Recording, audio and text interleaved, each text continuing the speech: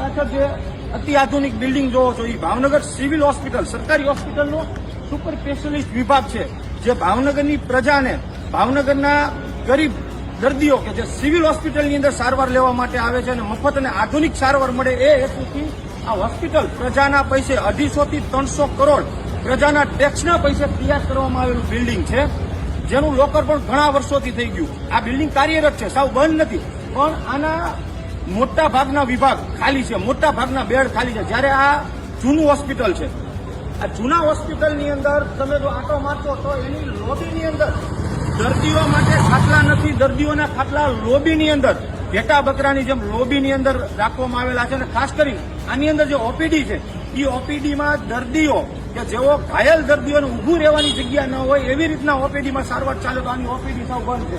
આની અંદર પબ્લિકને બેસવા માટે, લોકલ પબ્લિકને બેસવા માટેની અનેક સુવિધાઓ છે, પણ હાલમાં આની અંદર કોઈને જવા દેવામાં આવતા નથી. શું કારણથી એ ખબર નથી. આ સિવિલ હોસ્પિટલની અંદર જે કોઈ દર્દી જે સારવાર લેવા આવે છે એ ખાસ કરીને ભાવનગર ગ્રામ્ય વિસ્તારમાંથી આવે છે, જેઓ પાસે પૂરતી માહિતી નથી હોતી, જેઓની પરિસ્થિતિ, આર્થિક પરિસ્થિતિ નબળી હોય છે.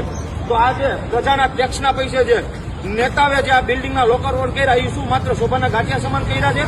આ કાર્યરત છે, પણ ક્યાંક ને ક્યાંક એ કાર્યરત ની અંદર જે કોઈ સારવાર મળે એમાં ક્યાંક ને ક્યાંક આપને એવું કહીએ તો ચાલે કે ભાઈ એની અંદર વીઆઈપી વાત કે પછી ભલામણવાદ હાલતો એવું. તો ખાસ કરીને ભાવનગરના નેતાઓ એની અંદર થોડીક માનવતા જગાડીને આ હોસ્પિટલ લોકલ પબ્લિક માટે ચાલુ થાય, તાત્કાલિક કાર્યરત થાય ને આમાં જે ઘેટા બકરાની જેમ જે દર્દીઓ સારવાર લઈ રહ્યા છે એને યોગ્ય સારવાર મળે, એને સુવિધા મળે અને હાલાકી ન પડે, એટલા માટે થોડીક તમારી માનવતા જગાડી અને આ હોસ્પિટલ કાર્યરત કરો. ખાસ કરીને આ સિવિલ હોસ્પિટલની અંદર 2 દિવસ પહેલા મેં અહીંના સુપ્રિન્ટેન્ડન્ટ સાહેબ આરએમઓ સાહેબને કમ્પ્લેન કરી હતી કે આના જે ઘણા બધા વોર્ડ એવા છે જ્યાં તમે નાગરિક સુવિધામાં ફોન કરો ત્યાંથી લઈને આપે ત્યાં હોસ્પિટલના ફોન બંધ છે, ત્યાં કોઈ જવાબ દેતું નથી. ને અમુક સ્ટાફ કે જેઓ આ જે બહારના દર્દી આવે એની યારે એટલું મિસબિહેવ કરે છે કે જેની કોઈ સીમા નથી. અરે સાહેબ, આ લાચાર દર્દી છે, ખાસ કરીને પ્રજાને પણ વિનંતી કે તમે ચૂંટણી સમયે મતદાન દઈ દો છો, પણ એ પછી તમે 5 વર્ષમાં કોઈ ફોલોઅપ લ્યો છો ખરી? કારણ કે આ જે બિલ્ડિંગ ઉભી થઈ છે એ કોઈ નેતાના પૈસા નહીં, તમારા ટેક્સના પૈસે ઉભી થયેલી છે. આની સારવાર લેવી અને જાગૃતતા સાથે બોલવું જોઈએ.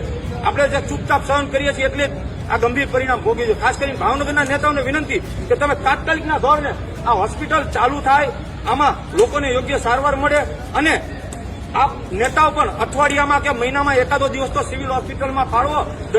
દર્દીના સગાવને કેટલી હાલાકી ભોગવે એનું તમે લો તો કરી. જે તે ટાઈમે ભાવનગરના મહારાજા સાહેબે આ હોસ્પિટલ જયારે ભાવનગરને સમર્પિત કરી ત્યારે ભાવનગરની પ્રજાને મફત, ઉત્તમ અને યોગ્ય સારવાર મળે અને મારી પ્રજાનું કલ્યાણ થતું એ હેતુથી કરી. પણ આજના નેતાઓને તો પ્રજાના પૈસે જલસા કરવા છે. ખાસ કરી ભાવનગરના લોકલાડીલા તમામ ધારાસભ્ય અને સાંસદને વિનંતી કે તમે થોડોક સમય કાઢી સિવિલ હોસ્પિટલની વિઝિટ કરો અને લોકલ પબ્લિકને પૂછો, દર્દીઓને પૂછો કે કેટલી હાલાકી પડે છે.